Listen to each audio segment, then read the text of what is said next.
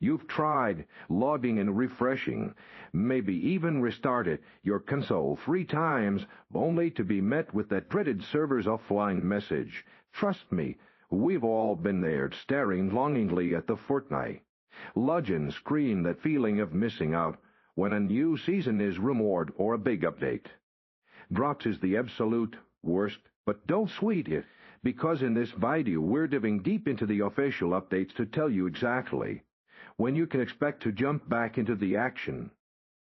Okay, first things first, why are the servers even down in the first place? Usually it's for planned maintenance, especially when a massive new season is about to drop or a significant patch is being rolled out, bringing all sorts of exciting new content. Sometimes, though, it can be an unexpected technical hiccup that Epic Games is working hard to fix behind the scenes. Regardless, these downtimes are crucial for keeping the game fresh, stable, and ready for all the fun. So how do you cut through all the rumors and get the actual official word?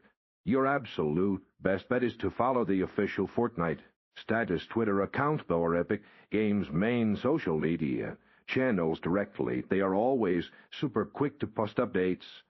They're letting us know about server status, ongoing issues, and estimated return times. You can also check the official Epic Games status page, which provides a more technical breakdown of what's happening. Just ignore those random countdown timers on sketchy websites. Only trust the source.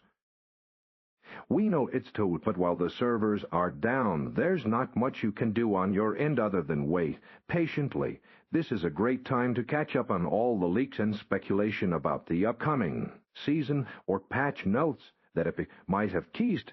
You could also take a moment to clear out some space on your hard drive for the new update, or even just grab a snack and take a breather from the screen. Trust me, the wait will make the first victory royal even sweeter.